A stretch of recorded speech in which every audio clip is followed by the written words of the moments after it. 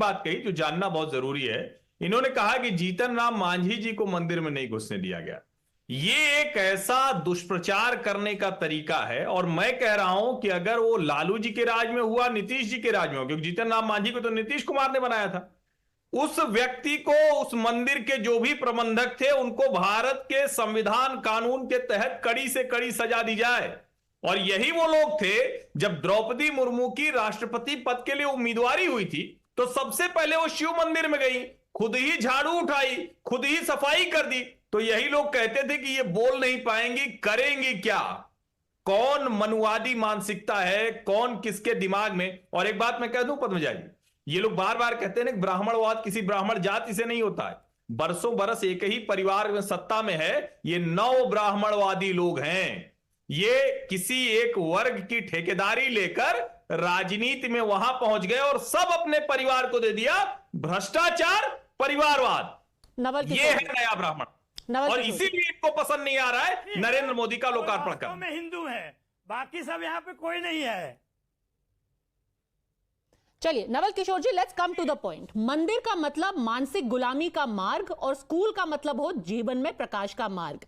जब मंदिर में घंटी बजती है तो हमें संदेश देती है कि हम अंधविश्वास, पाखंड, मूर्खता और अज्ञानता की ओर बढ़ रहे हैं।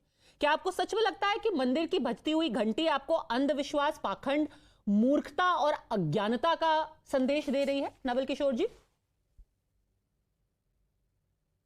पूरा देखिए, पूरा कबीर पंथ का विमर्श है जो इस बात को कहता है, और जो जिनका आप नाम ले रहे हैं उन्होंने कबीर का नाम लिया है वह बात कहने में। आप आधी बात करके पूरी प्रोपेगेंडा क्यों करते हैं? मैंने उनका पूरा बाइट चलाया है, दोबारा चला दूंगी, किसी का प्रोपेगेंडा नहीं किया। वो आपके आने से डरते थोड़े हैं क्या? वो टाइम्स नाउ पे आने से डरते हैं क्या? कौन? बुला लीजिए, क्यों बोला, किस आधार पे बोला, किस कॉन्टेक्स्ट में बोला, सारा चीज मिल जाएगा। आप केवल त्रिपाठी जी से बुलवाते हैं और केवल एक तरह का बात करवाते हैं, तो आपको कहां से समझ में आएगा? अच्छा, ये कबीर पंथी सोच है Tuhin Sinha. It is not about the RJD और अबाउट देयर एमएलए।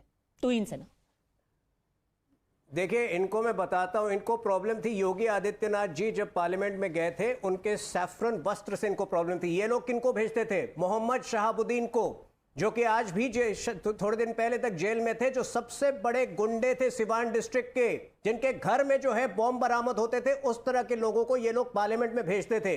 अब मैं इनको जवाब देता हूं, ये कहते हैं कि अस्पताल क्यों नहीं बन रहे। 315 अस्पताल पिछले 9 सालों में केंद्र सरकार की पहल पर बने हैं। स्कूल की बात कर रहे हैं, क्या तेजस्वी यादव को स्कूल की कमी थी? क्यों वो 9वीं कक्षा के बाद वो पास नहीं कर पाए?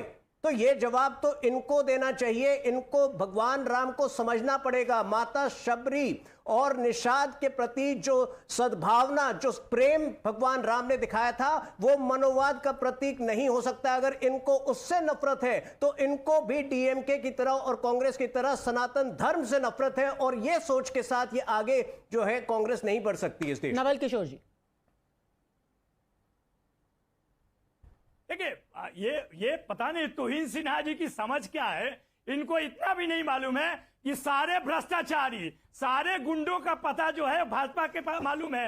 रेपिस्ट बनारस में कहां से आए उसका पता क्या है, बताना चाहिए इनको। और वैसे कितने पहलवान बेटियों के साथ अत्याचार करने वाले उनके पोस्टर बॉय हैं, इनको शर्म आती है बोलने में। अरे तुहिन सिन्हा क्या बकवास करते हो आप? बात कर रहे हैं ना, अस्पताल 315 अस्पताल बने हैं इस देश में। अरे स्कूल अस्पताल तो एकदम ठीक है। एजुकेशन की बात कर रहे हैं आप, एजुकेशन की कमी थी क्या लालू यादव जी के पुत्र को? कबीर का नाम लिया, आपने कभी पढ़ा है? कबीर का तो जात ही आप बदल दिए, क्योंकि आपको सवाल पूछ रहे थे।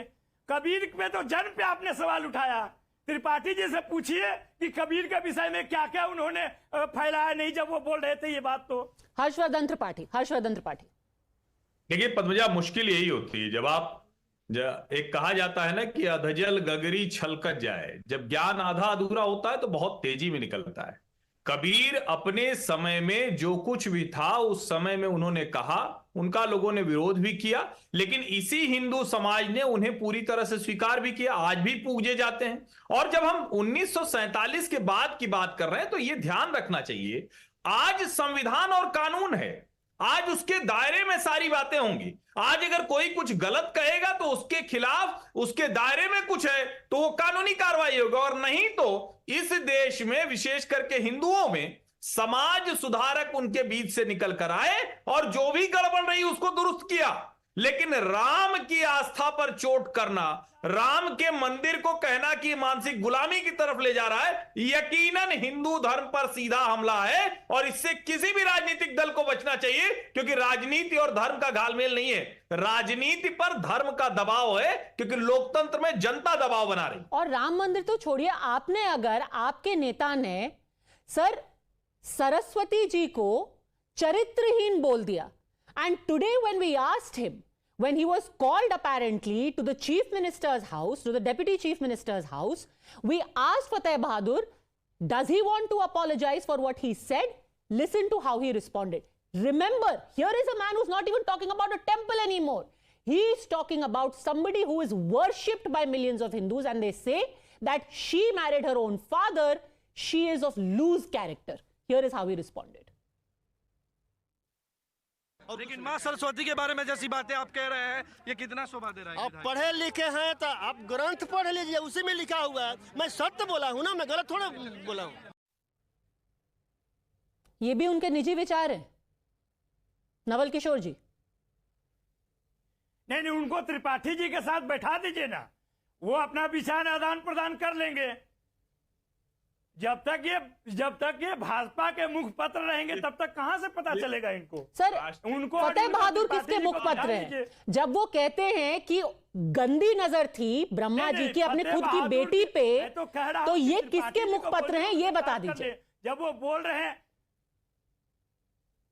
नहीं, जब वो किसके मुखपत्र हैं इसको बताने की जरूरत क्या है? आप पूछिए त्रिपाठी जी से कि उन्होंने जो बात अभी बोला है उसमें गलत क्या है? कुछ गलत नहीं है। आपको लगता है कि जो सरस्वती हैं वो चरित्रहीन है? नहीं, उन्होंने बोला कि ग्रंथ, सुन लीजिए पहले, अपने आप कोई बात मत कहिए। उन्होंने जो स्टेटमेंट, घटिया टिप्पणी है जो स्टेटमेंट उन्होंने बोला है उनको पूछ लीजिए। आप हिंदू देवी देवताओं के बारे में आप एक तरफ कहेंगे कि हम उनको मानते नहीं है, मंदिर मानसिक गुलामी की तरफ ले जाता है। आप उनके बारे में कोई भी ऐसी अरे आपसे पूछ के मानेंगे, त्रिपाठी जी आपसे पूछ के मानेंगे देवी देवताओं को। कोई ऐसी चीज कहकर नहीं निकल सकते।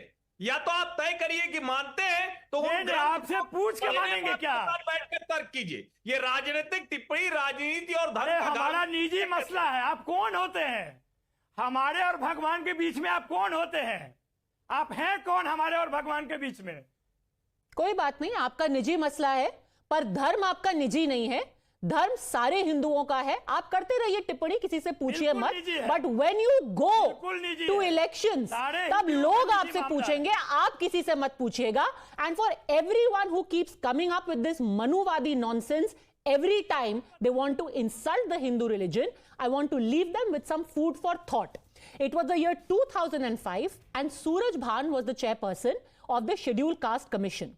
He said that religious authorities should remove all derogatory remarks perceived as demeaning to scheduled caste from scriptures like the Manusmriti. You know who sided with him? The person who sided with him was Ashok Singhal of the Vishwa Hindu Parishad, and here is the letter that Ashok Singhal, who was the president at that time of the Vishwa Hindu Parishad, wrote. He said that yes, indeed, there are some references which are made in the Manusmriti. The VHP totally rejects the Manusmriti as it has no place in civilized and cultured society. The Srimad Bhagavad Gita, in fact, is the Adi Manusmriti as revealed and related by Bhagwan Shri Krishna in chapter 4 of the Gita. The Dharm Sansad and Margdarshak Mandal of Vishwa Hindu Parishad have rejected caste untouchability as prevalent in Hindu society. They have decided to give the Mantra Diksha without any discrimination. So when somebody tells you that the Hindu religion is all about casteism, is about untouchability, remember that it was the Vishwa Hindu Parishad which spoke out without fear and favor against some clauses of the Manusmriti. Let's see if any political party has the courage to call out the problems in any other religion. Thanks, gentlemen, for joining.